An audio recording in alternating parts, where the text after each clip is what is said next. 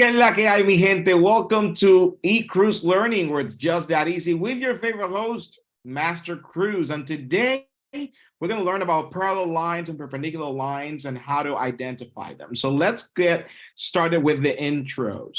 So over here, you can see that I have three different graphs, and those three different graphs will show you the difference, right? You've seen this where parallel lines, actually the word parallel, it has two L's together that form two parallel lines. It really has three parallel lines, right?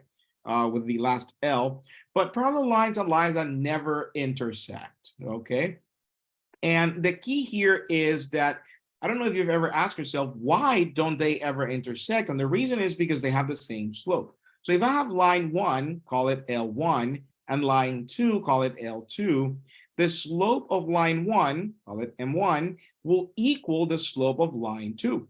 So they have the same slope, but the difference, the key here is that they have the different, okay, a different y-intercept.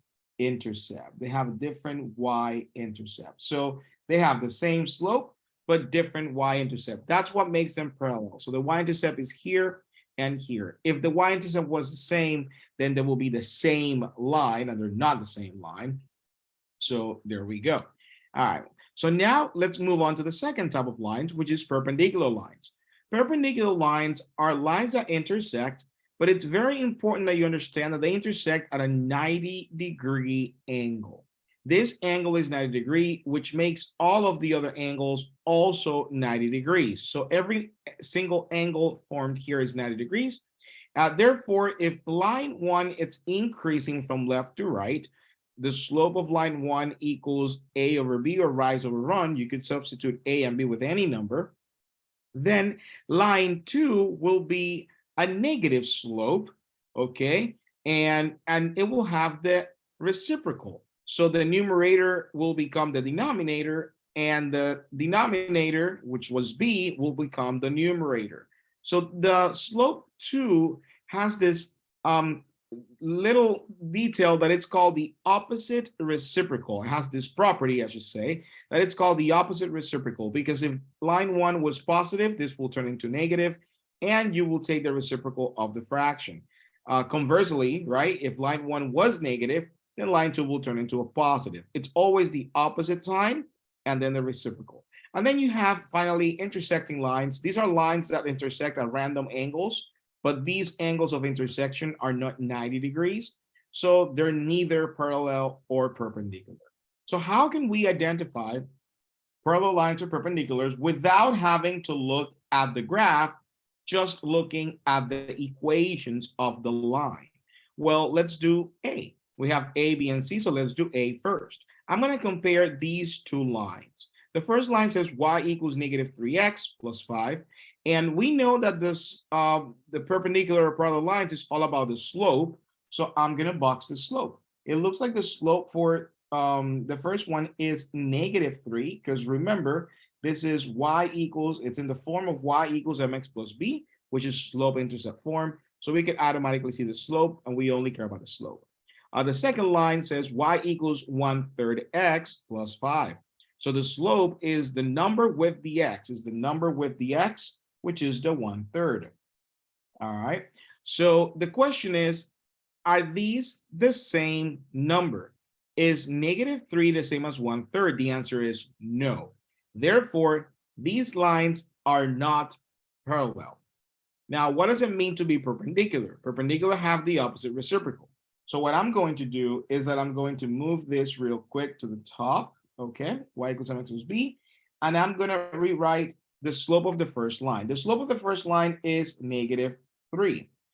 How can we rewrite negative 3 as a fraction? Well, I'm going to put this as negative 3 over 1, because you could write anything that you want over 1, and that makes it a fraction, okay? That will make it a fraction. So if this is the fraction of the first one, what will be the opposite? Well, the opposite of negative 3 will be positive, right?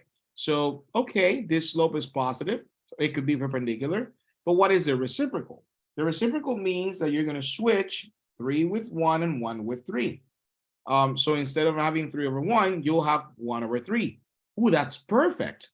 That's exactly what this is. It's the opposite because this was negative and now it's positive, and it's a reciprocal because 1 and 3 changes. Therefore, these become perpendicular, see if I can spell correctly, right? Perpendicular lines.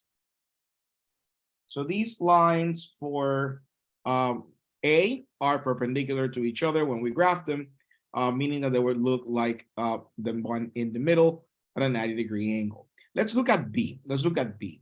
Y equals negative 5x plus 1. The question is, can you tell the slope just by looking? And the answer is yes, because this is in slope-intercept form. So right here, the slope is negative 5. Okay. The other equation says y minus 10 equals negative 5x plus 2. The question is, can you tell the slope just by looking?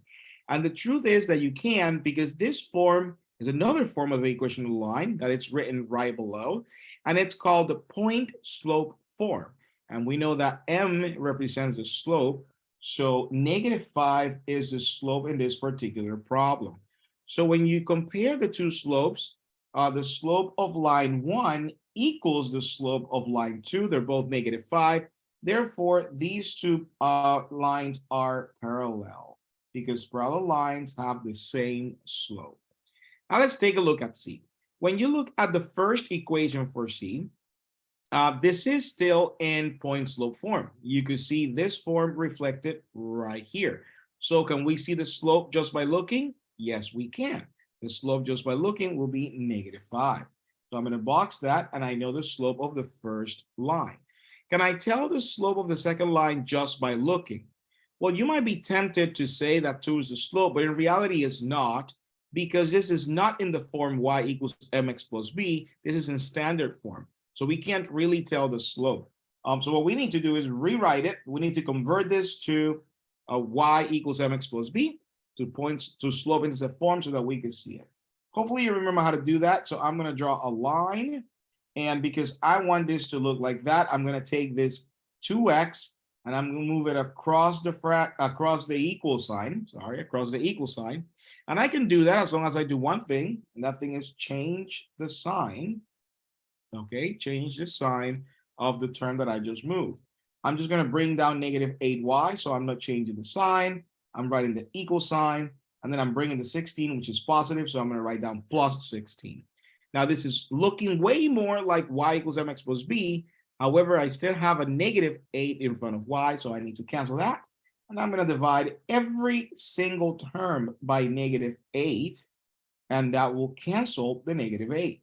So every single term divided by negative 8, and that will bring the y down, and that will equal, well, negative divided by a negative will be a positive, and 2 divided by 8 will be 1/4, right? If we take this and divide top and bottom by 2, to simplify, we divide top and bottom by 2, we're going to get 1/4. So 1/4 x, a positive 16 divided by a negative, positive divided by negative is a negative, and 16 divided by 8 is 2. Okay, 16 divided by 8 is 2. And so that's it. That looks like y equals mx plus b, which means I can see the slope. The slope of this line is 1/4. So the slope of the first line back here was negative 5, right? It was negative 5, so negative 5. And the slope of the second line is 1/4. Are they the opposite? Yes. When it's negative, the other one's positive. Are they reciprocals? Not even close. So these ones are neither. Okay, these are neither. So those are not parallel or perpendicular because they don't satisfy the conditions. So let's do one more problem and let's go through it real quick. This is the last problem. If I have another equation, sometimes these equations are written in a different way. So as you can see, this is kind of written backwards, right? The y is at the end, but this is still y equals mx plus b. Here's m, here's x, here's b. So I could tell the slope is 3/5 just by looking. The second equation, however, is in standard form, so I do not see the slope. I repeat the same process of moving the 6x from one side of the equal sign to the other, and I change the sign. I bring down the negative 10y, bring down the equal sign, bring down the negative 4, and then I'm going to divide everything by negative 10 because negative 10 is with y. And when I do that, the negative 10s cancel, and I get that y equals negative divided by a negative, it's a positive. 6 divided by 10 simplifies, it reduces if you divide top and bottom by 2, so you get 3/5 x. And then negative divided by negative is again a positive, and this reduces divided by 2 as well, top and bottom, so you get 2/5. Now, you need to compare them, right? You're supposed to compare the slopes here, and you can see that the first slope, M1, is 3/5, and the second slope, M2, is 3/5. So you might be tempted to say that this is parallel because they have the same slope. The truth is, we also need to look at the y-intercepts. And when you look at the y-intercepts, which in this case is 2/5, right? Remember, so recall that this is y equals mx plus b, and b is the y-intercept, that number that doesn't have an x. They're the same. So because they're the same, this is exactly the same line. If you graph these, they're going to be on top of each other. It's the same line. So are they really parallel? Not really. They're the same line. Parallel lines could not have the same y-intercept. So I hope that helps you identify if a line is parallel, perpendicular, or neither. My name is Master Cruz with eCruz Learning, and it's just that easy. And if you need additional help, please visit virtualmathmasters.com so you can sign up for your free tutor.